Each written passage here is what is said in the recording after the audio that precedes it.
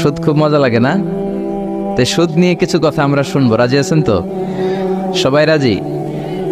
সুদের সাথে ইসলামের কোন সম্পর্ক? জোরে বলেন, সম্পর্ক। সুদ আছে যেখানে মুমিন যাবে না। সুদ হচ্ছে পুঁজিবাদী অর্থনীতির হাতিয়ার। দমন নিপীড়নের মূল মাধ্যম হচ্ছে সুদ। এই সুদের কারণে যারা ধনী এরা শুধু ধনী হতে থাকে, আর যারা গরিব শুধু গরিবই হতে থাকে। ইসলাম চায় না যে রাস্তার এক পাশে পাঁচতলা আর এক পাশে থাকবে গাছতলা। চিল্লায় কোন ঠিক কিনা? ইসলাম চায় কায়লা ইয়াকুনা দুলাতান বাইনাল আগনিয়া মিনকুম, সম্পদ যাতে ধনীদের হাতে কুক্ষিগত হয়ে না থাকে, সম্পদের তারল্য যাতে সবার হাতে পৌঁছে যায়। এজন্য ইসলাম সুদকে করেছে হারাম আর ব্যবসাকে করেছে হালাল। চিল্লায় পড়েন আল্লাহু আকবার। এজন্য রব্বুল আলামিন বলেন, ওয়া আহাল্লাল্লাহুল বাইআ ওয়া হারামার রিবা, আমি আল্লাহ তোমাদের জন্য সুদকে করলাম হারাম আর ব্যবসাকে করে দিলাম হালাল। সুবহানাল্লাহ। ব্যবসাকে হালাল করেছে কে? আর সুদকে হারাম করেছে কে? সুদের মধ্যে দেখা যায় অনেক লাভ, অনেক টাকা, অনেক বরকত, শুধু বেড়ে যায়। আল্লাহ বলে তোমাদের দৃষ্টিতে টাকা বেড়ে যায়, আমি আল্লাহর কাছে বাড়ে না। আর তোমরা যখন যাকাত দাও, দান করো, তোমাদের দৃষ্টিতে দেখা যায় টাকা কমে যায়, কিন্তু আমি আল্লাহর কাছে টাকা কমে না। সুবহানাল্লাহ। এজন্য সুদকে আল্লাহ নিশ্চিহ্ন করে দিবেন। ইয়ামহাকুল্লাহ ওয়া ইউরবিস সাদাকাত, আল্লাহ বলে আমি সুদকে নিশ্চিহ্ন করে দেব, সুদকে আমি ধ্বংস করে দেব, সুদের ভেতরে কোনো বরকত দেব না। আর ব্যবসা করলে সামান্য ব্যবসার ভেতরে বরকত ঢুকিয়ে দিবে কে? আরো জোরে বলেন কে? বিশ্বনবী সুদখোরদের উপর লানত দিয়েছে। কি দিয়েছে? লাআনা রাসূলুল্লাহ আকিলার রিবা ওয়া মুকিলাহু ওয়া কাতিবাহু ওয়া শাহিদাইহি, যারা সুদ খায়, যারা সুদ দেয়, যারা সুদের দলিল লেখক, যারা সুদের সাক্ষী থাকে, সবার উপরে বিশ্বনবী লানত দিয়েছে। জোরে পড়েন নাউযুবিল্লাহ। এজন্য খবরদার, সুদের সাথে মুসলমানদের কোনো সম্পর্ক। বিশ্বনবী বলেছেন, আর রিবা সালাসু ওয়া সাবউনা বাবান, সুদের রয়েছে 73টা গুনাহ। কয়টা গুনাহ? আরো জোরে বলেন কয়টা? সুদের মধ্যে 73টা গুনাহ। আইসারুহা আইয়ান কাহার রাজুল উম্মা, 73টা গুনার মধ্যে সবচাইতে ছোট্ট গুনাহ হলো নিজের মায়ের সাথে জিনা করা। 73টা গুনাহ, আর সবচেয়ে ছোট গুনাহ হচ্ছে আইয়ান কাহার রাজুল উম্মা, ব্যক্তি তার মায়ের সাথে জিনা করবে। এটা যদি সবচেয়ে ছোট্ট গুনাহ হয়, তাহলে বড় গুনার অবস্থা কি? বড় গুনাহটা কি জানার দরকার আছে না নাই?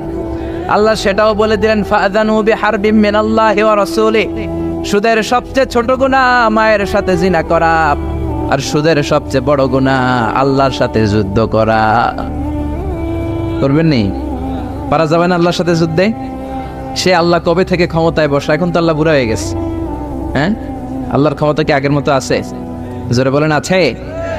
এজন্য সুদের সবচেয়ে ছোট গুনাহ মায়ের সাথে জিনা, সবচেয়ে বড় গুনাহ কার সাথে? যুদ্ধ। আরো জোরে বলেন। এজন্য বিশ্বনবী বলতেন, ইজতানিবু আসসাবাল মুবিকাত, 7টা ঈমান বিধ্বংসী, আমল বিধ্বংসী কাজ থেকে তোমরা বেঁচে থাকবা। 1 নম্বরে হলো শিরক, আল্লাহর সাথে শিরক করবা না। 2 নম্বরে হলো মাতা পিতার সাথে অবাধ্যতা করা। 3 নম্বরে জাদু দেখানো, জাদু টুনা করা। 4 নম্বরে অন্যায় ভাবে কাউরে হত্যা করা। 5 নম্বরে এতিমের সম্পদ খাওয়া। 6 নম্বরে কোনো নারীকে অন্যায় ভাবে জিনার অপবাদ দেওয়া। 7 নম্বরে সুদ খাওয়া। কি খাওয়া? এই 7টা কাজ করলে আপনার ঈমানটাকে ধ্বংস করে দিবে কে? চিল্লায় বলেন কে? এজন্য দুনিয়াতে যারা সুদ খায় তাদের সম্পদে কোনো বরকত নাই, তাদের শুধু রোগ আর রোগ, টেনশন আর টেনশন। আছে না নাই? আবার বিশ্বনবী বললেন, যারা সুদ খায় তাদের 3টা শাস্তি। কয়টা? আরো জোরে বলেন কয়টা? 1 নম্বরে কিয়ামতের দিন, আল্লাযীনা ইয়াকুলুনার রিবা লা ইয়াকুমুনা ইল্লা কামা ইয়াকুমুল্লাযী ইয়াতাখাব্বাতুহু শাইতানু মিনাল মাস। সুদের 1 নম্বর শাস্তি, কিয়ামতের দিন সুদখোর যখন কবর থেকে উঠবে, রব্বুল আলামিন তাকে জিনে ধরা রোগীর মতো, পাগলের মতো উঠায় দিবে। সুদখোর কবর থেকে উঠে ভূতে ধরা রোগীর মতো, জিনে ধরা রোগীর মতো, পাগলের মতো লাফাতে লাফাতে উঠবে। তারে দেখে কিয়ামতের ময়দানের সবাই বুঝবে লোকটা হলো সুদখোর। কি খোর? আরো জোরে বলেন। এটা হচ্ছে 1 নম্বর শাস্তি। 2 নম্বর শাস্তি বিশ্বনবী বললেন, আমি স্বপ্নে দেখলাম কিছু লোকের পেট হচ্ছে বিশাল বড় ঘরের মতো, আর ওই পেটের ভেতরে দেখলাম ভয়ঙ্কর বিষাক্ত সাপ। জিব্রাইল রে বললাম, ও জিব্রাইল, মান হাউলা, এরা কারা? বিশ্বনবী বললেন, হাউলাই আকালাতুর রিবা, এরা হলো আপনার উম্মতের মধ্য থেকে যারা সুদ খেয়েছে, ওই সুদখোর লোকগুলা। পড়েন না আউযুবিল্লাহ। 3 নাম্বার শাস্তি। বিশ্বনবী বলেন, যে রাতে আমাকে মেরাজে নেওয়া হলো, রাআইতু লাইলাতা উসরিয়া বি, মেরাজের রাতে আমি দেখলাম রক্তের একটা নদী, ওই নদীর উপর কিছু লোক সাঁতার কাটে। কিসের নদী দেখছেন কোনদিন? রক্তের নদী আমরা কোনদিন দেখেছি? রক্তের একটা নদীর ভেতরে কিছু লোক সাঁতার কাটে। সাঁতার কাটতে কাটতে বাঁচার জন্য যখন পারে আসতে চায়, তীরে আসতে চায়, কিছু ফেরেশতারা অনেক বড় বড় পাথরের খণ্ড নিয়ে বসা, তীরের দিকে আসতে চাইলে প্রচন্ড জোরে পাথর নিক্ষেপ করে তার চেহারার দিকে। পাথরের আঘাতে ওই লোকটার চেহারা ছিন্ন বিচ্ছিন্ন হয়ে যায়। লোকটা চিৎকার করতে করতে আবার রক্তের নদীর মাঝখানে চলে যায়। আবার তীরে আসতে চাইলে আবার পাথর আছে না নাই? জোরে বলেন। বিশ্বনবী বললেন, মান হাউলা ইয়া জিবরিল, ও জিব্রাইল, এরা কারা? বিশ্বনবী বললেন, এরা হলো আপনার সুদখোর উম্মত। এরা কারা? এজন্য সুদ খাওয়া যাবে? জোরে বলেন, সুদ খাওয়া যাবে? খবরদার, সুদ খাওয়া যাবে না। সুদের বিপরীতে আমরা ব্যবসা করব। ব্যবসায় বরকত দিয়েছে কে? বিশ্বনবী বললেন, রিজিককে আল্লাহ 10 ভাগ করেছেন, তার 1 ভাগ দিয়েছেন পৃথিবীর অন্যান্য পেশার ভেতরে, আর 9 ভাগ দিয়ে দিয়েছেন ব্যবসার ভেতরে। সুবহানাল্লাহ। রিজিকের 9 ভাগ থাকে ব্যবসার ভেতরে, এজন্য সুদ খাওয়া যাবে না। সুদের সাথে ইসলামের কোনো সম্পর্ক। আমরা ব্যবসা করব। আপনি মুশারাকা সিস্টেমে, মুদারাবা সিস্টেমে, আপনি মুরাবাহা সিস্টেমে ব্যবসা করেন, ওই ব্যবসায় বরকত দিবে কে? জোরে বলেন, কে? সুদ হারাম এ কারণে, কারণ টাকার ভেতর থেকে টাকা আসে না। আপনি 1 লক্ষ টাকার একটা বান্ডিল আপনার আলমারির ভেতরে আজকে রাখলেন, 1 বছর পরে খোলার পরে এটা কি 1,10,000 টাকা হবে? 1,05,000, 1,02,000, 1,10,000 টাকা, 1,05,000 টাকা, 1,01,000 টাকা? 1 টাকাও পারবে না। কত থাকবে? 1 লাখই থাকবে।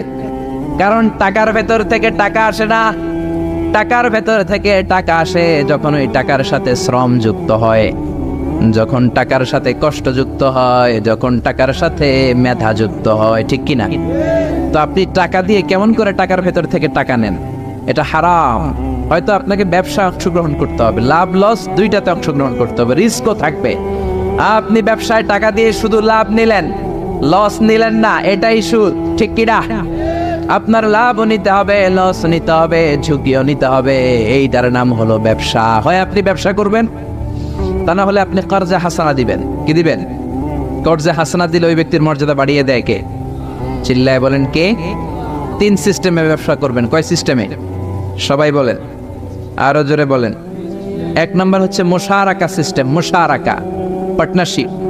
আমি আপনি শেয়ার, 3-4 জন মিলে শেয়ার, আমার টাকা আপনার টাকা, আর দুজনে মিলে ব্যবসা করব। আমার যদি ধরেন 4 লক্ষ টাকা হয়, আপনার যদি 6 লক্ষ টাকা হয়, তাহলে যেই লাভ হবে তার 60% নেবেন আপনি, 40% নেব আমি। লসও যদি হয় 60% আপনার উপর, 40% আমার উপর। এই ব্যবসাকে বৈধ করেছে কে? আরো জোরে বলেন না। 2 নম্বরে হচ্ছে আল মুদারাবা। মুদারাবাও বৈধ। মুদারাবা মানে হচ্ছে আপনার টাকা আমার শ্রম। আল্লাহ আমার কোনো টাকা দেয় না, আমি মিসকিন, আমি ফকির, আমি দেব শ্রম, আপনি দিবেন টাকা। কত পার্সেন্ট লাভ হলে কে কতটা নিব এটা আমরা ভাগ করে নিব। কিন্তু লস হলে আমার কোনো লস নাই, কারণ আমার শ্রম আপনার টাকা, আমি যে খাটছি এটাই তো আমার লস। ঠিক কিনা? কথা বলেন। আর টাকা যেহেতু আপনার, পুরো লস নেবেন আপনি। এই সিস্টেমও ব্যবসা যায়। 3 নাম্বার হচ্ছে আল মুরাবাহা। বুঝার চেষ্টা করেন। আমার ঘরে ফ্রিজ নাই, ফ্রিজের দাম 1 লক্ষ টাকা। কয় লাখ টাকা? আপনি আমারে বাজার থেকে 1 লক্ষ টাকা দিয়ে একটা ফ্রিজ কিনে আমার কাছে 1,20,000 টাকা বিক্রি করবেন। এটা আমি কিস্তিতে দিব আপনারে, 6 মাসের কিস্তিতে দিব। আপনার লাভ হচ্ছে আপনি 1 লক্ষ টাকা দিয়ে কিনে 1,20,000 বিক্রি করছেন, 20,000 লাভ। আর আমার লাভ হচ্ছে আমার কাছে কোনো টাকা নাই, আমি ফ্রিজের মালিক হয়ে গেলাম, কিস্তিতে দিয়ে 6 মাস পরে আমি টাকাও পূর্ণ করে দিলাম। এটাকে বলে মুরাবাহা। শাহজালাল ইসলামী ব্যাংক, আল রাফা ইসলামী bank, Bangladesh Islamic bank limited, এই 3টার সিস্টেমে আপনাদের সাথে বিজনেস করে। আল মুদারাবা, আল মুশারাকা, আল মুরাবাহা। যেই সিস্টেমে আপনি করেন না কেন, এগুলোর কবুল করে নেবে কে? কিন্তু এগুলো না করে 100 টাকার বান্ডিল দিয়ে বললেন এই নাও 100 টাকার বান্ডিল, এখানে 10,000 টাকা আছে, সুদে লাগালাম, মাসে দিবে 1,000। কয় হাজার? আরো জোরে বলেন। এখন মাস শেষে 1000 দিতে পারে না, ওইটার উপর আবার বাড়তে শুরু করলো। আল্লাহ বলে লা তাকুলু আর রিবা আদাআফাম মুদাআফা, খবরদার চক্রবৃদ্ধি হারে সুদ খেও না, মাহাজনী সুদ খেও না। কার কথা? আরো জোরে বলেন, কথাটা কার? মাহাজনী সুদ খাওয়া যাবে না, চক্রবৃদ্ধি হারে সুদ খাওয়া যাবে না। তাহলে ব্যাংকের সুদ খাওয়া তো যাবে না? ব্যাংকের সুদ খাওয়া যাবে না, ব্যাংকের সুদও হারাম, আর চক্রবৃদ্ধি হারে মাহাজনী সুদ, এটা অনেক ভয়ঙ্কর হারাম। গ্রামে গঞ্জে এরকম আছে না? নেই? 10,000 টাকায় মাসে 1000 টাকা সুদ। কথা কন, কথা কন, কথা কন। আছে, এখন দিতে পারে না, সুদ আবার বেড়ে যায়। এখন 2000 হয়ে গেছে, এরপরের মাসেও দিতে পারে না, 3000 হয়ে যায়। এরপরে কে আসলটা দেয়া লাগবে না, তুই সুদ চালা। কি চালা? সুদ চালাইতে চালাইতে বাড়ি নাই, ভিটা নাই, জমি নাই, টিউবওয়েল নাই, পরনের লুঙ্গিও নাই। আছে না নাই? এটার বলে মহাজনী সুদ, এটার বলে চক্রবৃদ্ধি হারে সুদ। এই সুদ খাওয়া যাবে না। এজন্য সুদ আপনি খেলে এই সুদের এই সম্পদের ভেতরে কোনো বরকত নাই, এটাকে ধ্বংস করে দিবে কে? চিল্লায় বলেন কে? এজন্য আপনি ব্যবসা করবেন। আল্লাহ বললেন হাল্লাল্লাহুল বাইআ ওয়া হারামার রিবা, আমি আল্লাহ ব্যবসাকে তোমাদের জন্য হালাল করলাম, সুদকে করলাম হারাম। এখন আমরা সুদ খাবো না, ব্যবসা করব। জোরে বলেন, সুদ না ব্যবসা? ব্যবসার সিস্টেম হচ্ছে আপনাকে লাভ লস দুইটাতে অংশগ্রহণ করতে হবে। আপনি যদি বলেন না আমি শুধু লাভ নিব, লস নিব না, এটা ব্যবসা হবে? এটা সুদ হবে। এটা কি হবে? চিল্লায় বলেন কি হবে? এরপর ইসলাম বলে লা মাইসার, কোনো জুয়া চুরি থাকবে না। বিজনেসের মধ্যে জুয়া চুরি নাই, মানে লটারি নাই। কিন্তু বাংলাদেশে লটারি সিস্টেম আছে না নাই? 10 টাকায় 40 লক্ষ টাকা আছে না নাই? এটা সরাসরি জুয়া চুরি, এটার সাথে ইসলামের কোনো সম্পর্ক। এর কারণ হচ্ছে আমরা 10 টাকা দিয়ে লটারি কিনি, পাই এরকম একটা কাগজ, এই লটারির একটা নাম্বার থাকে এখানে, ঠিক কিনা? আর লেখা আছে 10 টাকায় প্রথম পুরস্কার 40 লক্ষ টাকা। লক্ষ লক্ষ মানুষ 10 টাকা দিয়ে এটা কিনে। কেনার পর যেদিন ড্র হবে, রাফেল ড্র, একজন পায় 40 লাখ, আরেকজন পায় 30 লাখ, আরেকজন পায় 20 লাখ, আরেকজন 10 লাখ, পঞ্চম পুরস্কার পায় 1 লাখ, আর লক্ষ লক্ষ মানুষ এই কাগজ পানিতে ভিজায় খায়। চিল্লায় কোন ঠিক কিনা? এটার নাম হচ্ছে জুয়া চুরি, এটা জায়েজ নাই। কিন্তু এই লটারির কাগজের সাথে যদি আপনার একটা কলম দিয়ে দেয়, এটাকে জায়েজ করার সিস্টেম আছে। এই 10 টাকার লটারির, যখন আপনি লটারিটা কিনবেন, আপনাকে যদি একটা কলম দিয়ে দেয়, তাহলে কেমন যেন আপনি 10 টাকা দিয়ে একটা কলম কিনলেন।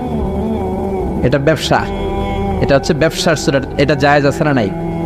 তার মানে লক্ষ লক্ষ মানুষ যখন লটারি কিনলো, সাথে পেলে একটা কলম। এরপরে ড্র হওয়ার পরে একজন পাবে 40 লাখ, আরেকজন 30 লাখ, একজন 20 লাখ, আরেকজন 10 লাখ, আর লক্ষ লক্ষ সবাই পাইছে একটা করে কলম। তার মানে আমরা সবাই কিছু না কিছু পাইছি। চিল্লায় কোন ঠিক কিনা? এই সিস্টেমে যদি করেন, তাহলে এটারে বৈধ করে দিবে কে? জোরে বলেন কে? এরপরে ইসলাম বলেন নো আনসার্টেইনটি, কোনো ব্যবসার মধ্যে আনসার্টেইনটি থাকতে পারবে না, সুনিশ্চিত হতে হবে সবকিছু। লা দারারা ওয়ালা দারার ওয়ালা গারারা ফিল বাই, বেচা কিনার মধ্যে কোনো ধোঁকাবাজি থাকতে পারবে না, অনিশ্চয়তা থাকতে পারবে না। অনেকে উড়ন্ত কবুতর বিক্রি করে, আছে না নাই? কবুতর যারা পালেন, 10টা কবুতর আছে আপনার, আপনি দেখবেন সারাদিন কবুতর আকাশে উড়ার পরে বিকালে আবার বাসায় চলে আস। আপনি বললেন এই যে 10টা কবুতর আকাশে উড়ে, এই 10টা কবুতর আপনার বিক্রি করে দিলাম, এক একটা 100 টাকা করে, 10টায় কত হয়? 1000 টাকা বিক্রি করে দিয়েছেন। এই বিক্রি শরীয়ত সম্মত হয় না। এর কারণ প্রতিদিন কবুতরগুলো বিকেলবেলা উড়ার পরে সন্ধ্যাবেলায় ফিরে, আজকে বিকেলে নাও ফিরতে পারে। যেরকম ঠিক কিনা?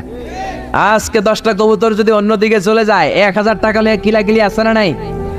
ইসলাম বলে কিলাকিলির কোনো সুযোগ নাই। কবুতরগুলো নামবে, 10টারে তুমি ধরবা, টপস করবা, তার হাতে হ্যান্ড ওভার করবা, তারপরে বিক্রি করবা। এটারে জায়েজ করে দিবে কে? এরপরে পুকুরের মধ্যে মাছ থাকা অবস্থায় কেনা বেচা জায়েজ নাই। এরকম কেনা বেচা বাংলাদেশে আছে না নাই?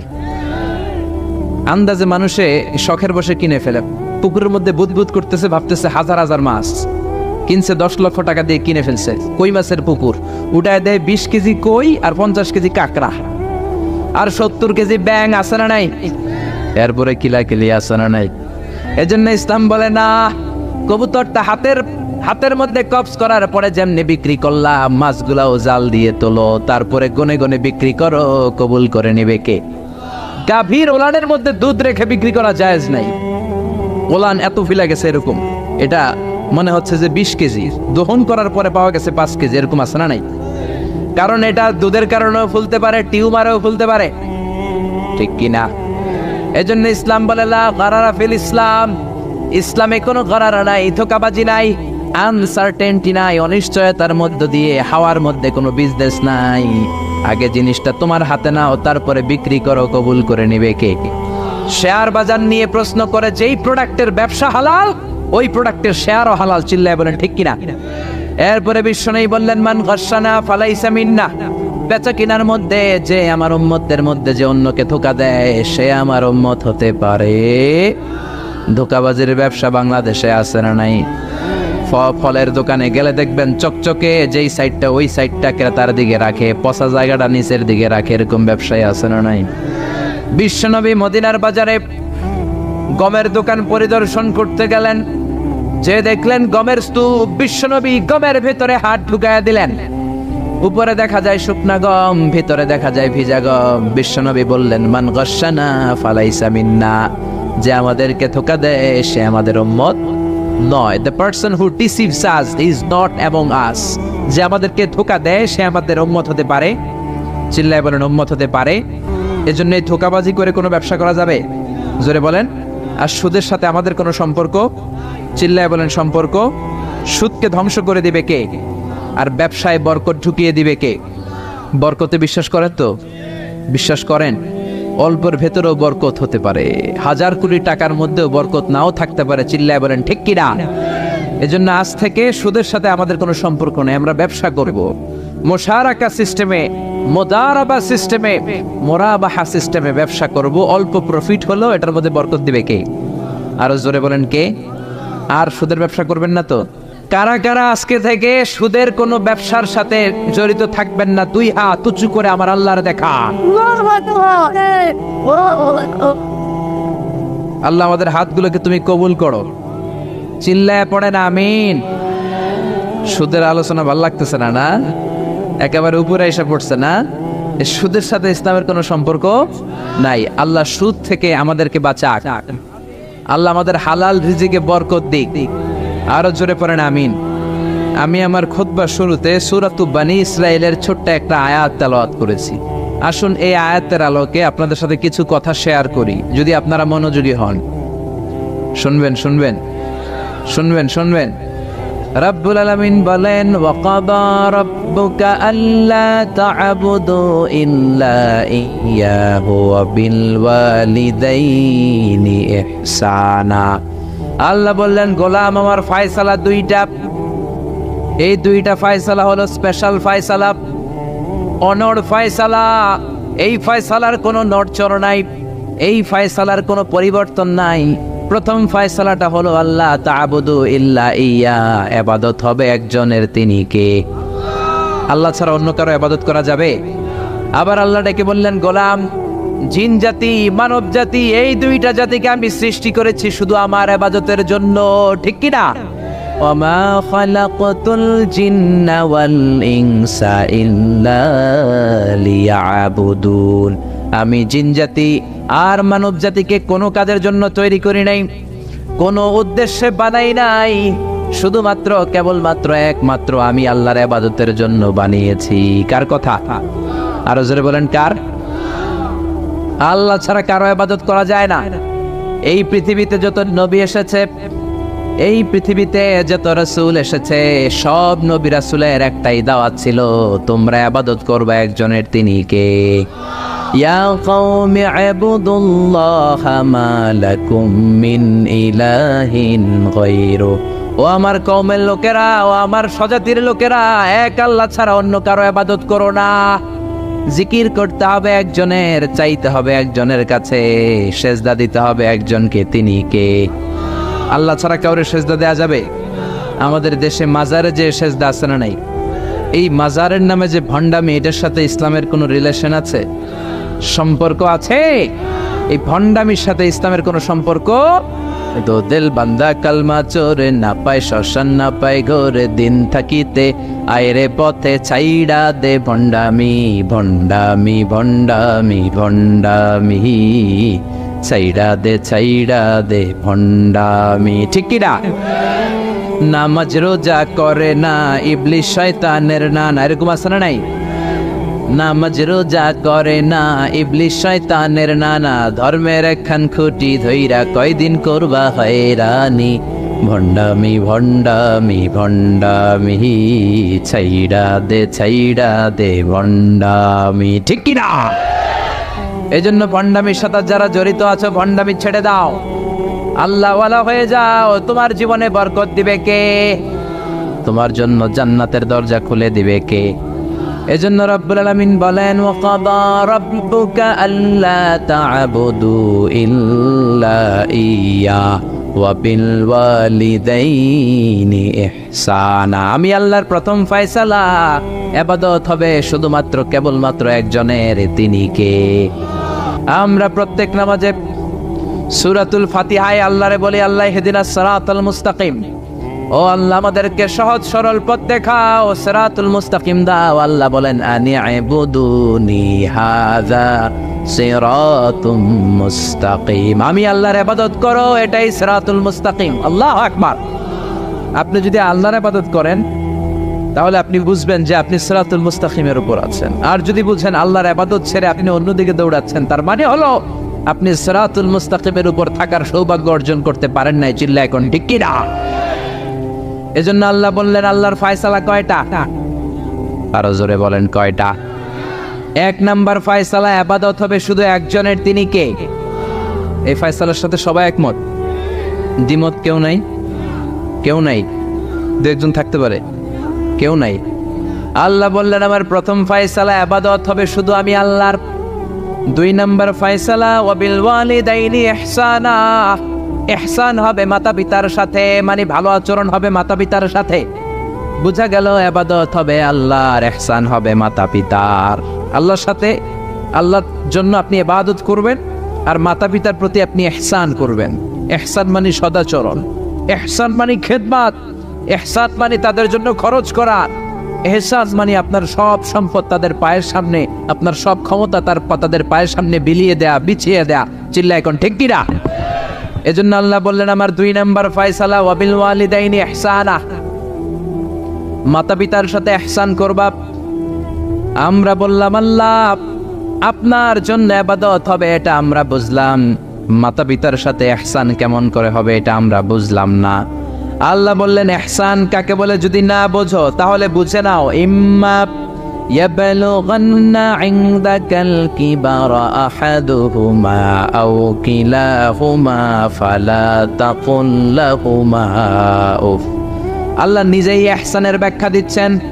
আল্লাহ বললেন, ইহসানের প্রথম তাফসীর হলো, আব্বা আম্মা একজন কিংবা দুইজন যখন বার্ধক্যে উপনীত হয়ে যায়, যখন বয়সে পৌঁছে যায়, খবরদার তাদের কোনো কাজে তুমি নাক ছিটকাতে পারবা না, তাদের কোনো কাজে নাক ছিটকাতে পারবে না, তাদের কোনো কাজে এমনকি উফ শব্দটাও বলা যাবে না। চিল্লা এখন ঠিক কিনা? কারণ আমরা যখন ছোট ছিলাম বাবা মারে কষ্ট দিয়েছি কি দেই নাই? আপনার কত বছর আগের ঘটনা মনে আছে? আপনার বয়স যখন 3 তখন আপনি কি করছিলেন মনে আছে? তো ওইটাই যদি মনে না থাকে, বয়স যখন 2 ছিল ওগুলা মনে আছে? বয়স যখন 1 ছিল ওগুলো মনে আছে? জ্বালাতনটা তো ওই সময় বেশি করছে। চিল্লা এখন ঠিক কিনা? শীতের রাত, আমাকে নিয়ে আমার মা ঘুমালো, আমাকে রেখেছে ডান দিকে, পেশাব করে ডান পাশটা আমি ভিজিয়ে দিয়েছি। আমার মা আমাকে ঘর থেকে বের করে দেয় নাই, শীতের রাতে বাম দিকে আমাকে শোয়ালো। কনকনে মাঘ মাসের শীতের রাতে বাম পাশটাতেও পেশাব করে ভিজিয়ে দিলাম, আমার মা আমারে ঘর থেকে বের করে দেয় নাই। আমার মা তার বুকের মাঝখানে রেখে ঘুমাতে শুরু করেছে। মাঘ মাসের শীতের রাত 3টার দিকে পেশাব করে মায়ের বুকটাও আমি ভিজিয়ে দিয়েছি, জামাটাও ভিজিয়ে দিয়েছি। মা 3টার দিকে উঠে নতুন শাড়ি পরে, নতুন জামা পরে, আগের ভিজা পেশাব মাখানো জামাটাকে চেঞ্জ করে আবার আমাকে নিয়ে ঘুমিয়েছে। আমাকে ঘর থেকে বের করেছে নাকি? জোরে বলেন। এজন্য আল্লাহ বুঝাতে চাইলেন, গোলাম ছোট্টবেলা যেমনি কষ্ট দিয়েছো, মা বাবা রেগে যায় নাই, তোরে লাথি মেরে ঘর থেকে তাড়ায় দেয় নাই, তোরে এতিমখানায় দেয় নাই। মা বাবা বয়সে যখন উপনীত হয়ে যায়, বার্ধক্যে যখন পৌঁছে যায়, ওই মা বাবারে খবরদার বৃদ্ধাশ্রমে দিয়ে আসবি না। বৃদ্ধাশ্রম বাংলাদেশে আছে না নাই? ছেলে আমার মস্ত মানুষ, মস্ত অফিসার, মস্ত ফ্ল্যাটে যায় না দেখা এ পারে ও পার, নানান রকম জিনিস আর আসবাব দামি দামি, সবচেয়ে কম দামি ছিলাম একে মাত্র আমি। ছেলের আবার আমার প্রতি অগাধ সম্ভ্রম, আমার ঠিকানা তাই বৃদ্ধাশ্রম। ঠিক কি না? অনেক কপাল পোড়া আছে, ডাকাত আছে, মা বাবা বার্ধক্যে উপনীত হওয়ার পরে তাদের কর্মকাণ্ডে নাক ছিটকায়, ঘরে আর বাবা মারে রাখতে মনে চায় না, বৃদ্ধাশ্রমে রেখে আসে। এরকম ডাকাত আছে রাড়াই। বাবা মারে বৃদ্ধাশ্রমে দেয়া যাবে? চিল্লায় বলেন দেয়া যাবে? যেই বেয়াদব গুলো, যেই ডাকাত গুলো মার বাবারে বার্ধক্যে উপনীত হলে, বয়স হয়ে গেলে বৃদ্ধাশ্রমে দিয়ে আসে, ওই বেয়াদবটা বুড়া হলে ওর কপালে বৃদ্ধাশ্রম জুটবে না। চিল্লায় এখন ঠিক কিনা? ভাঙ্গা থালা হাতে নিয়ে তুই ভিক্ষা করে খাবি। চিল্লায় এখন ঠিক কিনা? আল্লাহ বললেন আমার 2 নম্বর ফয়সালা, ওয়াবিল ওয়ালিদাইনি ইহসানা, মাতা পিতার সাথে ইহসান করবা। ইহসানের প্রথম ব্যাখ্যা, ইম্মা ইয়াবলুগান্না ইনদাকাল কিবারা আহাদুহুমা আও কিলাহুমা ফালা তাকুল লাহুমা উফ। মা বাবার একজন কিংবা 2 জন যদি বার্ধক্যে উপনীত হয়ে যায়, খবরদার মা বাবারে বৃদ্ধাশ্রমে দিও না। মা বাবা পেশাব করে দিতে পারে, পায়খানা করে দিতে পারে, তোমাকে যেমনি পরিষ্কার করে আদর যত্ন করেছে তুমিও পরিষ্কার করবা, মা বাবার খেদমত করবা, তোমার জীবনটারে উজালা করে দিবে কে? আল্লাহ বললেন ইহসানের 2 নম্বর ব্যাখ্যা, ওয়ালা তানহারহুমা, মা বাবারে ধমক দিও না। অনেক বেয়াদব ছেলে মেয়ে আছে, মা বাবার সাথে ছিড়কি দিয়ে কথা বলে, ধমক দিয়ে কথা বলে, এলাকার লোকদের সাথে যখন কথা বলে ভদ্র ভাষায় কথা বলে, ঘরে ঢুকলে মায়ের গালি দেয়, আছে না নাই? বাবারে ডাকে বুড়া, মারে ডাকে বুড়ি, আছে না নাই? তুমি কেমন করে মায়ের বুড়ি ডাকো, বাবারে বুড়া ডাকো? তোমার বাপ মা তো বুড়া হয়েছে তোমার কারণে। তোমারে মানুষ করতে যে তোমার মা বাবা তাদের জীবন যৌবন হারিয়েছে, তোমারে মানুষের মতো মানুষ করতে যে তারা তাদের জমি হারিয়েছে, তোমারে বিদেশ পাঠাতে যে তারা তাদের ভিটেমাটি হারা হয়েছে। যেই বাবা মা তোমার জন্য সব কিছু ছেড়েছে, খবরদার ফালা তানহারহুমা, ওই বাবা মারে ধমক দিবা না। কার কথা? চিল্লায় বলেন কার? এরপর আল্লাহ বললেন ওয়ালা তানহারহুমা ওয়া কুল লাহুমা কওলান কারীমা, তাদেরকে ধমক দিবা না, বরং তাদের সাথে ভালো আচরণ করবা, কোমল ভাষায় কথা বলবা। যত ভদ্রতা তুমি জানো, যত কার্টিসি তুমি জানো, যত সফটনেস তোমার জানা আছে, যত ভদ্রতা তুমি শিখেছো, সব ভদ্রতা তুমি ইউজ করবা তোমার মা বাবার সাথে। যত কোমল ভাষা তুমি জানো, যত শুদ্ধ কথা তুমি জানো, সব তোমার মা বাবার জন্য তুমি ইউজ করবা। চিল্লা এখন ঠিক কিনা? এরপরে রব্বুল আলামিন বললেন ওয়াখফিদ লাহুমা জানাহায-যুল্লি মিনার রাহমাতি ওয়া কুর রাব্বিরহামহুমা কামা রাব্বায়ানি সাগীরা, তাদের জন্য রহমতের ডানা বিছিয়ে দাও। তোমার যত ক্ষমতা আছে মা বাবার পায়ের সামনে ঢেলে দাও, যত অর্থ আছে তাদেরকে তুমি বিলিয়ে দাও। আর বাবা মা 1 জন কিংবা 2 জন যদি দুনিয়া ছেড়ে বিদায় নেয়, তাদের কবরের সামনে দাঁড়িয়ে চোখের পানি ছেড়ে পড়তে আরম্ভ করে দাও, রব্বিরহামহুমা কামা রাব্বায়ানি সাগীরা ওয়া কুর রাব্বিরহামহুমা কামা রাব্বায়ানি সাগীরা। ও আল্লাহ, ছোট্টবেলা বাবা মা যেমনি আমার আদর দিয়ে সোহাগ দিয়ে কাছে টেনে নিয়েছে, কিয়ামতের দিন কবরের ভেতরে তুমিও আমার বাবা মারে আদর করে কাছে টেনে নিও। পড়ে না আমিন? চিল্লায় পড়ে না আমিন? এজন্য ইবাদত হবে একজনের, তিনি কে? আর ইহসান হবে কার সাথে? এজন্য মা বাবার দোয়ার দরকার আছে না নাই? পৃথিবীর যত আল্লাহর ওলি আছে, যত পীর সাহেব আছে, সবাই এই পুরো কোরআন খতম করে যদি একটা গ্লাসের পানির মধ্যে ফু দেয়, আর আপনার আম্মা শুধু বিসমিল্লাহ বলে আরেকটা গ্লাসের পানির ভেতরে ফু দেয়, আল্লাহর কসম আপনার মায়ের দোয়াটা আগে কবুল হয়ে যাবে। এজন্য মা বাবার খেদমত করেন। আপনার বড় পীর সাহেব হলো আপনার বাবা, আপনার বড় পীর সাহেব হলো আপনার মা। দুনিয়ার সবাই দোয়া করলে ওই দোয়া মিস হয়ে যেতে পারে, মা বাবা দোয়া করলে মিস হবে নাকি? হবে? অনেক ডাকাইত আছে দেখবেন মাজারের উপরে মশারি দেয়, আছে না নাই? খুঁজে দেখবেন ওর বাপের মশাই কামড়ায়, ওর মায়ের মশাই কামড়ায়, আর ও বাবার দরবারে যে মাজারে মশারি দিয়ে আসছে, এরকম ডাকাইত আছে না নাই? এজন্য খবরদার, মা বাবার সাথে ইহসান করো। বিশ্বনবী মসজিদে নববীতে মিম্বারের এক তলার মধ্যে পা রাখলেন, আওয়াজ করে বললেন আমিন। দ্বিতীয় তলার ভেতরে পা রাখলেন, আওয়াজ করে বললেন আমিন। তৃতীয় স্টেপে পা রেখে বিশ্বনবী পড়লেন আমিন। সাহাবারা বললেন নবী 3 বার আমিন বললেন, কেন বললেন বুঝলাম না। বিশ্বনবী বললেন প্রথম স্টেপে যখন পা রাখলাম, জিব্রাইল এসে বলল রমজান মাস পাওয়ার পরে রোজা রেখে ইবাদত করে যেই বান্দা গুনাহ মাফ করতে পারে নাই তার উপরে আল্লাহর লানত। আমি বিশ্বনবী পড়লাম আমিন। দ্বিতীয় স্টেপে পা রাখলাম, জিব্রাইল বলল মাতা পিতা পাওয়ার পরে যারা মাতা পিতার খেদমত করে নিজের জীবনের গুনাহ ঝরাতে পারে নাই, জান্নাত কামাতে পারে নাই, তাদের উপর আল্লাহর লানত। আমি বিশ্বনবী বললাম আমিন। 3 নাম্বার স্টেপে বিশ্বনবী বললেন আমার নাম শোনার পরে আমার যে উম্মাত আমার উপর দরুদ পড়ল না তাদের উপর আল্লাহর লানত। আমি বললাম আমিন। পড়েন সাল্লাল্লাহু আলাইহি ওয়াসাল্লাম, চিৎকার করে পড়েন সাল্লাল্লাহু।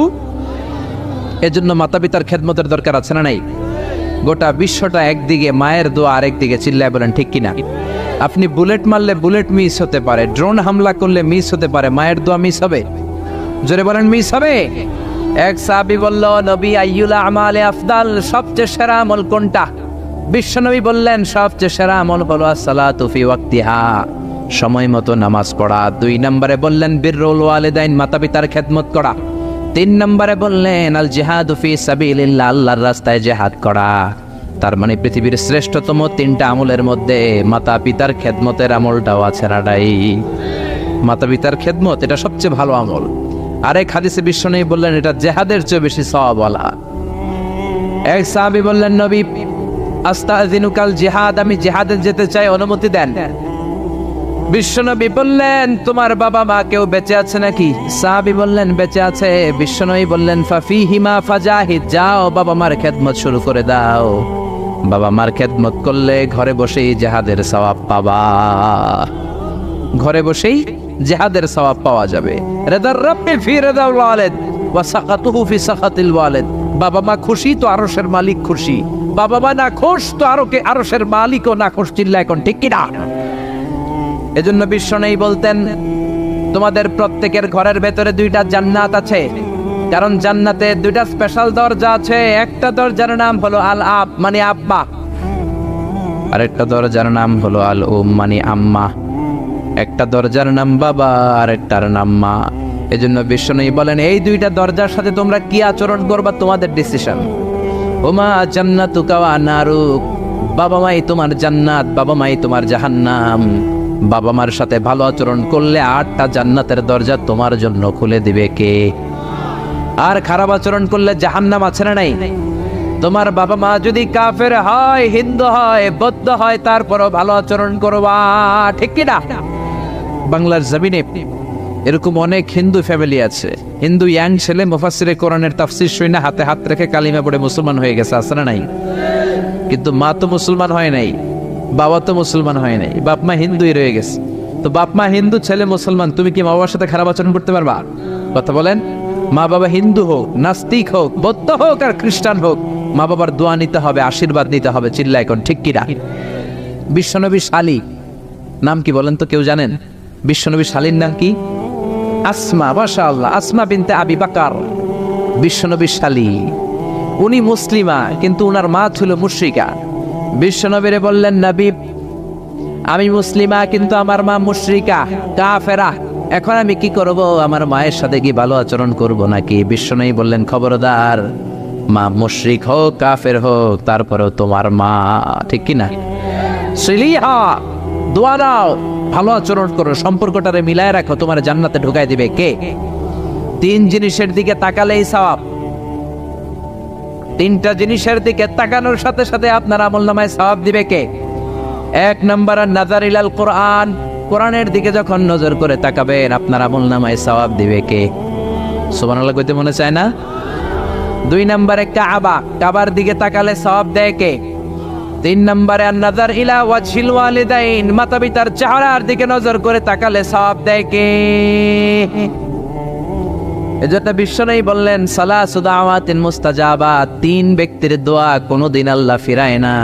এক নম্বরে দাওয়াতুল মুসাফির, মুসাফিরের দোয়া। আপনি সফর করেন না মাঝে মাঝে, কক্সবাজারে যাচ্ছেন, সিলেট যাচ্ছেন, এই যে গাড়ির মধ্যে বসে আছেন, ওই সময় আপনি দোয়া করবেন বেশি বেশি। ওই সফর অবস্থায় দোয়া করলে ওই দোয়া কবুল করে কে? দুই নম্বরে দাওয়াতুস সাইম, রোজা রেখে দোয়া করলে কবুল করে কে? তিন নম্বর দাওয়াতুল ওয়ালিদাইনি লিওয়ালাদিহি, মাতা পিতা যখন চোখের পানি ছেড়ে হাত দুইটা তুলে আল্লাহর কাছে ছেলে মেয়েদের জন্য দোয়া করে, ওই দোয়াটাও কবুল করে কে? এজন্য সবার আগে দোয়া চাইবেন মা বাবার কাছে। কার কাছে? আমাদের কাছে অনেকে দোয়া চায়, আমরা বলি আরে তোমার মায়ের কাছে চাও, তোমার আব্বার কাছে চাও। আমার দোয়া তোমার জন্য কবুল হতেও পারে, নাও হতে পারে, কিন্তু তোমার মা তো তোমার জন্য মুস্তাজাবুদ দাওয়া, তোমার বাবা তো তোমার জন্য মুস্তাজাবুদ দাওয়া। তোমার মা হাতটা তোলার সাথে সাথেই কবুল। চিল্লায় কত সুবহানাল্লাহ। একজন বাবা এবং মা ছেলে মেয়েদের জন্য কতটা কষ্ট সহ্য করে, কতটা জ্বালা যন্ত্রণা সহ্য করে, বাবা মা না হওয়ার আগে এটা কেউ বুঝবে? আপনি শুধু ওয়াজ শুনতে পারবেন, কিন্তু বুঝবেন তখন যখন একটা ছেলে হবে, যখন একটা মেয়ে হবে, ঠিক কি না? এজন্য বিশ্বনবী বলতেন আল জান্নাতু তাহতা আকদামি উম্মাহাতিকুম। ও দুনিয়ার মানুষেরা শোনো শোনো, যেই জান্নাতের জন্য তোমরা পাগল, যেই জান্নাতের বর্ণনা শুনলে তোমাদের হৃদয় ঠান্ডা হয়ে যায়, যেই জান্নাতে যাওয়ার জন্য তোমরা ইবাদত করো, ওই জান্নাত থাকে তোমাদের মায়ের পায়ের তলায়। এই দুনিয়ার পুরুষ মানুষদের পায়ের নিচে থাকে জুতা, জুতার নিচে থাকে বালি, আর এই দুনিয়ার এক একটা মহিলার পায়ের নিচে থাকে তার ছেলে মেয়েদের জান্নাত। ওগো মা তুমি এই ধরনের শ্রেষ্ঠ নেয়ামত, তোমারই পদ তলে রয়েছে জান্নাত। ওগো মা তুমি এই ধরনের শ্রেষ্ঠ নেয়ামত, তোমারই পদ তলে রয়েছে জান্নাত। সুবহানাল্লাহ পড়েন। এই পৃথিবীটারে 100 বার বিক্রি করলে যে টাকা হবে, ওই টাকা দিয়ে জান্নাতের একটা চেয়ারের দাম হবে? সবাই বলেন হবে না। আচ্ছা, এই পৃথিবীটারে 5000 বার বিক্রি করলে যেই মূল্য বা টাকা পাওয়া যাবে, ওই টাকা দিয়া জান্নাতের একটা টেবিল কিনা যাবে? আর যেই 8টা জান্নাত মায়ের পায়ের নিচে পড়ে আছে, ওই পা দুইটার দাম আল্লাহর কাছে বেশি না কম? জোরে বলেন বেশি না কম? এই জন্য এক সাহাবী বললেন, নবী মান আহাক্কু বিহুসনি সাহাবাতি ইয়া রাসূলুল্লাহ, এই দুনিয়ায় এত মানুষ, এত বন্ধু, এত সাহাবী, এত লোক, কার সাথে ভালো আচরণ করব? বিশ্বনবী বললেন উম্মুকা, তোমার মায়ের সাথে, সুম্মা মান, তারপরে কার সাথে? তোমার মায়ের সাথে, তারপরে কার সাথে? তোমার মায়ের সাথে। 3 বার। আর এক হাদিসে আছে 4 বার বললেন তোমার মায়ের সাথে, 5ম বার বললেন তোমার পিতার সাথে। সুবহানাল্লাহ। মায়ের মর্যাদা 4 গুণ বেশি। কয় গুণ? এর কারণ আল্লাহ কোরআনে বলে দিলেন সূরা লোকমানে, হামালাতহু উম্মুহু, মায়ের মর্যাদা এত বেশি হওয়ার কারণ হলো বাবা তোমারে পেটে ধরে নাই, পেটে ধরেছে কে? ওয়াহানানা আলা ওয়াহান, 10 মাস 10 দিন বাবা কষ্ট সহ্য করে নাই, করেছে কে? ওয়াফিসালুহু ফি আমাইন, 2 বছর বাবা তোমারে দুধ খাওয়ায় নাই, দুধ খাওয়ালো কে? কত লিটার দুধ, কত গ্যালন দুধ, কত কেজি দুধ মায়ের বুক থেকে আপনি খেয়ে খেয়ে সাবার করছেন 2 বছরে, কোনো হিসাব আছে? জোরে বলেন। বিশ্বনবী বললেন লাউ কাতাআতা জিলদাক, তোমার চামড়াটা কেটে কেটে রোদে শুকিয়েও যদি মায়ের 2 পায়ের 2টা জুতা বানিয়ে দাও, ছোট্টবেলায় 1 ঢোক দুধ যে তুমি খেয়েছো, সেই 1 ঢোক দুধের শোধ আদায় হবে নাকি? মায়ের একেবারে দুধের দাম কাটিয়া গায়ের চাম, পাপস বানাইলেও ঋণের শোধ হবে না, এমন দরদি ভাবে কেউ হবে না আমার মাহাগো, এমন দরদি ভাবে কেউ হবে না আমার মাহাগো। পড়েন না আল্লাহু আকবার। বিশ্বনবীর সাহাবী নাম হলো আলকামা। কি নাম? সবাই বলেন কি নাম? আলকামা বিশ্বনবীর সাহাবী। ইন্তেকালের আগে আলকামার জিহ্বা দিয়ে কালেমা বেরোয় না। 3 দিন যাবত বিছানায় পড়ে আছে, মুমূর্ষ, মরে যাবে, কিন্তু জিহ্বা দিয়ে কালেমা বেরোয় না। বিশ্বনবী বলেছেন লাকিনু মাউতাকুম লা ইলাহা ইল্লাল্লাহ, তোমরা মরণের আগে তোমাদের মুমূর্ষ রোগী মৃতদের সামনে লা ইলাহার তালকিন দাও। যখন দেখবেন আপনার চাচার রুহুটা বের হয়ে যাচ্ছে, দাদার রুহুটা বের হয়ে যাচ্ছে, বাবার রুহু বের হয়ে যাচ্ছে, তার শিওরের সামনে, কানের সামনে বসে পড়তে আরম্ভ করবেন, লা ইলাহা লা ইলাহা ইল্লাল্লাহু মুহাম্মাদুর রাসূলুল্লাহ সাল্লাল্লাহু। কিন্তু বলবেন না এই কালেমা পড়ো, কালেমা পড়ো, কালেমা পড়েন, কালেমা পড়েন, এগুলো বলবেন, শুধু তালকিন দিবেন। ওটা থেকেই উনি বুঝবেন, কারণ মৃত্যুর একটা কষ্ট আছে না নাই? মৃত্যুর যন্ত্রণায় সে অস্থির, আপনি জোরাজুরি করতেছেন কালেমা পড়, সে যদি বলে না পড়বো না, ঝামেলা আছে না নাই? এজন্য কানের সামনে শুধু তালকিন দিবেন। বিশ্বনবী বললেন, লাকিনু মাউতাকুম লা ইলাহা ইল্লাল্লাহ, তোমাদের মৃতদের সামনে, মুমূর্ষদের কানের সামনে শুধু লা ইলাহা পড়বা। ওনার বিবি, ওনার আত্মীয়রা আলকামা নামক সাহাবীর কানের সামনে লা ইলাহা পড়ে 3 দিন ধরে কালেমা বের হয় না। কখন যেন মরে যায়, বিশ্বনবীর কাছে পাঠানো হলো। বিশ্বনবী সুহাইব আর বেলাল 2 জন সাহাবীকে পাঠালেন, তারা যেও কালেমার তালকিন দিল, কিন্তু মুখ দিয়ে কালেমা বের হয় না। বিশ্বনবী আলকামার বিবিরে ডেকে পাঠালো, ও বিবি, আলকামার বিবি, তোমার স্বামী কেমন ছিল? বলে, আমার স্বামী অনেক বড় আল্লাহর ওলি ছিল, নামাজ ছাড়তো না, তেলাওয়াত ছাড়তো না, জিকির ছাড়তো না। বিশ্বনবী বললেন, আলকামার বাবা মা কেউ বেঁচে আছে নাকি? বিবি বলে, আলকামার মা বেঁচে আছেন, ডাকো। আলকামার মা আসার পরে বিশ্বনবী বললেন, আপনার ছেলে কেমন ছিল? নামাজ পড়তো নাকি, রোজা করতো নাকি, জিকির করতো নাকি? আলকামার মা বলে, সবই করতো। আপনার সাথে কেমন আচরণ করতো? এটা বলার পরে মা আর কথা বলে না, শুধু চোখের পানি ছাড়ে। আলকামার মা বলে, নবী, আলকামার ব্যাপারে আমার মনে অনেক দুঃখ, কোনোদিন আমার কথা শুনে নাই, শুধু বিবির কথা শুনতো, বউরে প্রাধান্য দিত, আমার যত্ন নিত না, আমার কথা বেশি শুনতো না, এজন্য আমার মনে আলকামার ব্যাপারে অনেক জ্বালা। বিশ্বনবী বললেন, আপনার ছেলেরে মাফ করে দেন। রাগের চোটে আলকামার মা বলে, না, আমি মাফ করব না। বিশ্বনবী বললেন, ও সাহাবারা, লাকড়ি আনো, আগুন জ্বালাও, আলকামারে আমরা আগুনের উপর নিক্ষেপ করব। আগুন জ্বালানো হলো, সব সাহাবারা আলকামাকে ধরে আগুনের মধ্যে ফেলবে। ইন দ্য মিন টাইম দুঃখিনী মা বিশ্বনবীর পায়ের সামনে এসে বলে, ও নবী, আমার কলিজার টুকরাটারে আগুনে ফেলবেন না। ও নবী, আমার মনে আর কোনো জ্বালা নাই, আমার মনে আর কোনো দুঃখ নাই, আলকামা তো আমার নার ছেড়া ধন। 10 মাস 10 দিন আমার পেটে ছিল, আমার দেহ থেকে নিউট্রিশন নিয়ে, খাদ্য পুষ্টি নিয়ে আলকামা বড় হয়েছে। বেয়াদবি করেছে, কি হয়েছে? আমি আলকামারে মাফ করে দিলাম গো নবী। আলকামার মা, আলকামার শিওরের সামনে দাঁড়িয়ে যখন মাফ করার ঘোষণা দিয়েছে, বিশ্বনবী সাক্ষী, সাহাবারা দাঁড়িয়ে আছে। আলকামা চিৎকার করে পড়তে আরম্ভ করলো, লা ইলাহা ইল্লাল্লাহু মুহাম্মাদুর রাসূলুল্লাহ সাল্লাল্লাহু আলাইহি ওয়াসাল্লাম। আল কালিমা তাইয়্যিবা চিৎকার করে পড়ার সাথে সাথে তার রূহ কবজ হয়ে গেল। চিল্লায় পড়েন, আল্লাহু আকবার। এজন্য মায়ের দোয়া বড় দোয়া, বাবার দোয়া বড় দোয়া। মা বাবা দোয়া করলেও কবুল, বদদোয়া করলেও কবুল। মা বাবার শুধু যদি দোয়াটাই কবুল হতো তাহলে টেনশন নাই, দোয়া করে না তো কি হয়েছে। কিন্তু বদদোয়া করলেও কবুল করে নেয় কে? দোয়া করলেও কবুল, বদদোয়া করলেও। সৈয়দনা ইব্রাহিম আলাইহিস সালাম সৈয়দনা ইসমাঈল আর হাজরাকে, আরবিতে নাম হলো হাজার, রেখে গেলেন মক্কায়। ওনার বিবি হাজরা ইন্তেকাল করলো, ছোট্ট দুধের শিশু, ওনার পায়ের ধাক্কায় জামজামের পানি বের হলো, বড় হতে লাগলেন। শৈশব পেরিয়ে কৈশোর, কৈশোর পেরিয়ে যৌবন, তাগড়া যুবক। তখন জুরহুম নামক একটা কওমের একটা মেয়েকে তিনি বিয়ে করলেন। বিয়ে করে সুখের সংসার শুরু করলেন আল্লাহর আদেশে। অনেক পরে সৈয়দনা ইব্রাহিম তার কলিজার টুকরা ইসমাইলের বাড়িতে বেড়াতে গেল। কার বাড়িতে? কে গেল বেড়াতে? সৈয়দনা ইব্রাহিম বেড়াতে গেলেন। যাওয়ার পরে দেখে সৈয়দনা ইসমাইল ঘরে নাই। দরজার বাইরে থেকে সালাম দিলেন, আসসালামু আলাইকুম। এটা কিন্তু প্রামাণ্য বর্ণনা দিচ্ছে আমি বুখারী থেকে, বুখারীর বর্ণনা, এটা গল্প না। দরজার বাইরে থেকে সালাম দিলেন, আসসালামু আলাইকুম। ভেতর থেকে কর্কশ গলায়, ঝাঁঝালো কণ্ঠে, কণ্ঠের মধ্যে কোনো মায়া নাই, দয়া নাই, এরকম একটা কণ্ঠের মেয়ে উত্তর করে বলল, ওয়া আলাইকুমুস সালাম। সৈয়দনা ইব্রাহিম জিজ্ঞেস করলো, কাইফা হালুকিয়া উম্মি, ও মা তুমি কেমন আছো? মেয়ে কয়, বেশি ভালো না। সংসার কেমন চলে? সুবিধার না? খাওয়া দাওয়া ঠিক মতো হয়নি না? কিচ্ছু হয় না? আমনে কেডা?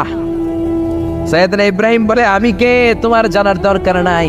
ইদা জা যাওজুকি মিনাল গাবা, স্বামী যখন তোমার বন থেকে শিকার করে ফিরবে, ফাকরাই আলাইহিস সালাম, তোমার স্বামীরে আমার পক্ষ থেকে একটা সালাম দিবা।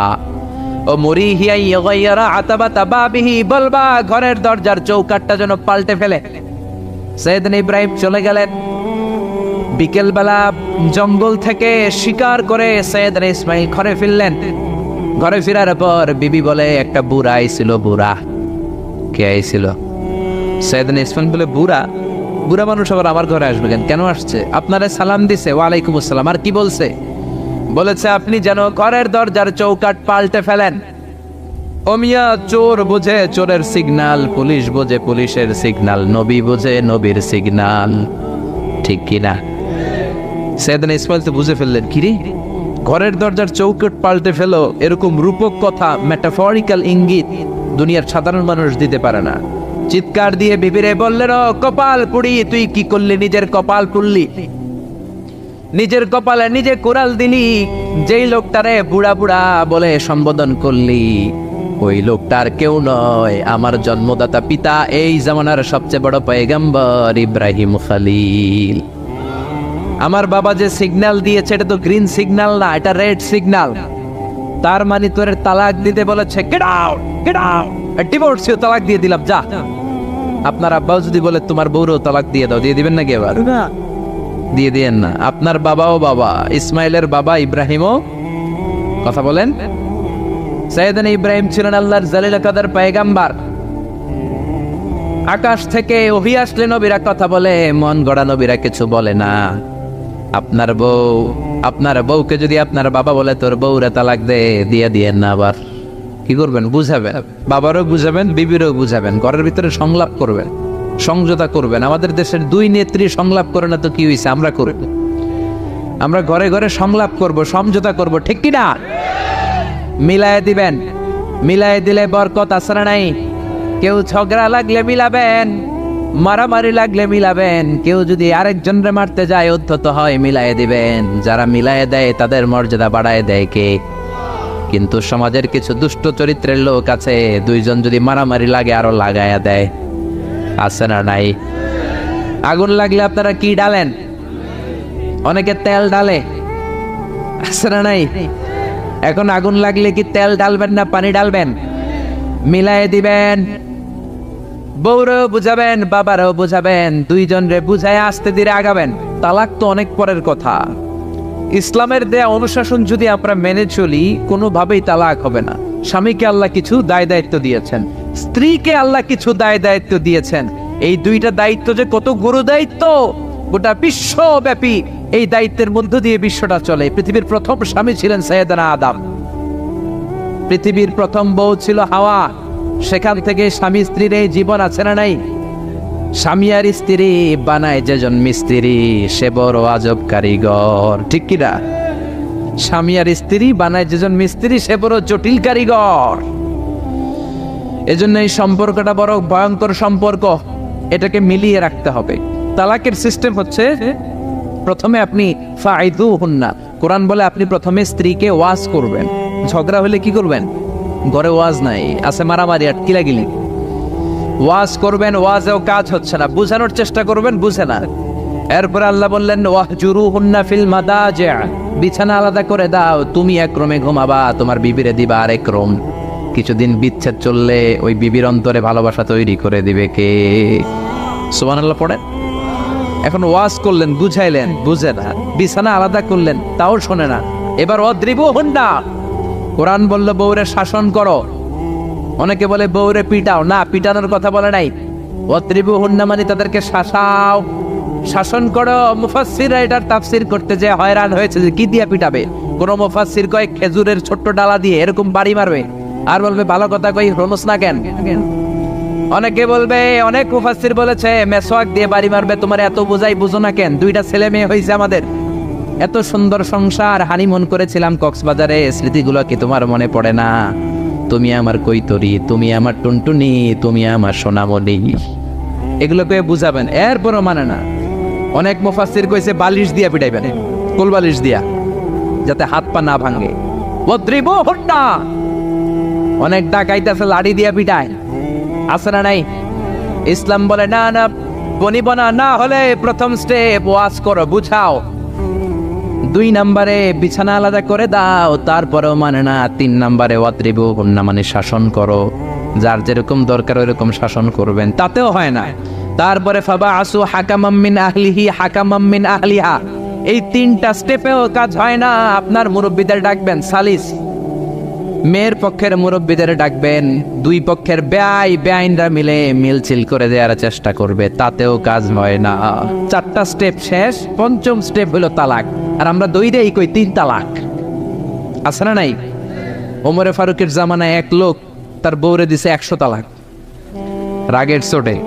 এরকম ডাকাইত আমাদের দেশে আছে না নাই? এখন বিবি এসে বলে, ও ওমরে ফারুক 100 তালাক দিয়েছে আমার স্বামী, কি করব? সৈয়দনা ওমরে ফারুক বলে, তোর ডাকাইত স্বামীটা কোথায়? কয় এই জায়গায়। কিরে কয় তালাক দিছিস? কয় 100টা। দিবি 3টা, 100টা দিলি কেন? কয় রাগের মাথায় দিছে। কয় দাঁড়া তোর বিচার করতেছে, 3 তালাকে তোর বউ তালাক, বাকি 97 তালাক তোর পিঠে পড়বে। সুবহানাল্লাহ কইতে মন চায় না? এজন্য এই হচ্ছে তালাকের সিস্টেম। কতগুলো স্টেপ আপনি পার হলেন, তারপরেও আপনি একসাথে 3 তালাক দিবেন না। ইসলামের তালাককে 2 ভাগে ভাগ করা হয়েছে, একটা আত-তালাক আস-সুন্নি আর একটা তালাক আল-বিদআই। তালাক আস-সুন্নি মানে সুন্নতি তালাক, আর তালাক আল-বিদআই মানে বেদাতি তালাক।